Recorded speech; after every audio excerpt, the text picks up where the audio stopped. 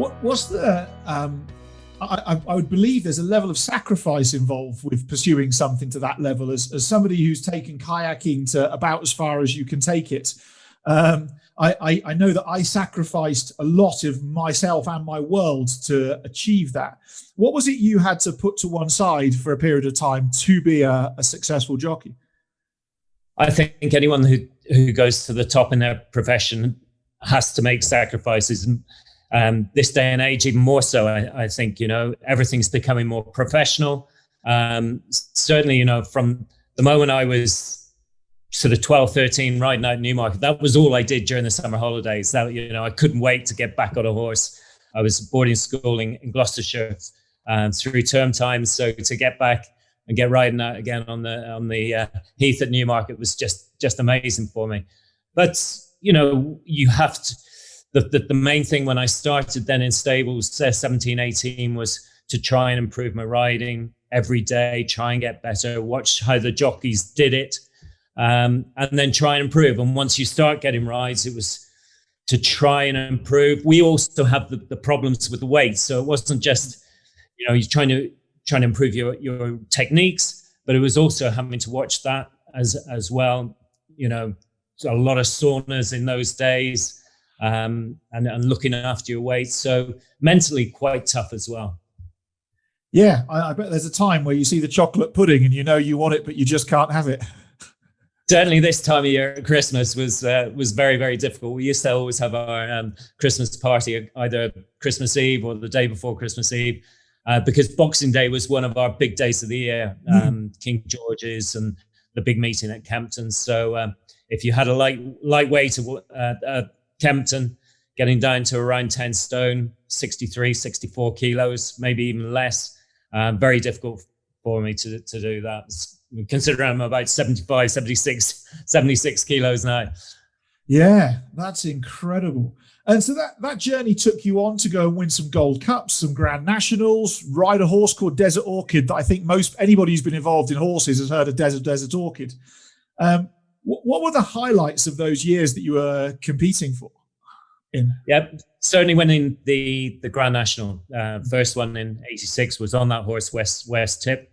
Was very lucky. I'd fallen on him the year before at this famous fence called Beaches, when he really should have won that year, I think, as well. But luckily, we got the chance to go back, atone for our mistake, and he gave me a very, very easy, very, very good ride in the '86 National. And then I won it on a horse called Minnie Home in '94. And I have to say they were probably the highlight, though. Had some fantastic days riding Desert Orchid, 2 King Georges, a racing post chase also at Kempton. And then we went over for the Irish National as well. And that was a pretty memorable day because the reception that Desi got there at Ferryhouse was quite incredible. And how's that bond between the jockey and the horse? Do you have to be almost telepathic to go and pull off wins like that? As a jockey, especially riding a lot of races, a lot of horses. I think I rode in nearly 900 races one season.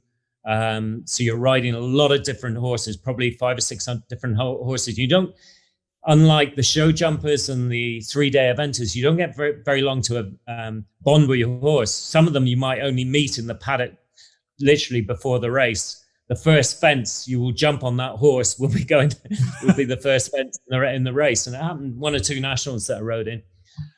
So really it's experience, all the different horses you've ridden in the past. But you have to really see what makes that horse click. Some of them might go for a slap of the whip. Some of them won't. Some of them will go slower. If you pick your stick up and wave it or show it to them, they'll say, no, thank you. So that's just the way it is. It's a little bit of trial and error at times, but also if these horses have run, they're experienced, you might have ridden them against them in the past. You'll talk to the trainer, maybe the owner as well, and jockeys that have ridden them in the past. So it's picking up as much information about those horses as you possibly can before you ride them. Wow. So I do actually want to concentrate on what you've been doing after riding, but there's one critical part that my business partner, Mark, has coached hockey, field hockey at the highest possible level. We're talking Commonwealth Games, Olympics, World Championships. I've been there with kayaking, and over the past few years, both of us have stepped back, me from kayaking and from him from hockey. We've hung up everything and said, we're done. What was it that caused you to start to consider retiring from horse racing? Basically, jump jockeys, they tend to have lasted a little bit longer the last few years, with Tony McCoy going on well into his 40s, Richard Johnson, who's also been champion jockey 3-4 times, now well in his 40s, still riding. Basically, I had a neck injury, 97, 98, that started. I recovered from it initially, but then it went again early 99. And basically, I was on my way out. Then it affected the nerves in my neck, which affected the muscles in my right arm, meaning that I couldn't use it properly. You know, I was a long way from being 100% fit those last sort of 6 months of riding. Went to the States to see a guy called Paul Check, kinesiologist over there, famous kinesiologist. And Paul said, "Well, first day I might get you back." The first day I saw him, he said, "I might get you back riding in say 2-3 months." Second day, he looked at the X-rays and said, "You've got no chance." Yeah, that's it. Hang those boots up, and that was it. I think I went to about another 2 or 3 doctors to get various opinions to see if I could continue riding. They all said the same thing. And December 99, I retired. I had already started a sports marketing business. I got involved in that for probably 2 more years. Then that started to go not quite as well as I hoped. And through that going one way, I decided to go traveling. First thing I did, 2001, basically got my backpack and decided to started off in Hong Kong, and Australia, which probably were pretty simple places to do that backpacking, but ended up going then to South America, then up to Canada, and absolutely amazing trip. Included Machu Picchu, Iguazu Falls, Rio, and that started the bug, really. I think from there, Rob. That was the seed was firmly sown.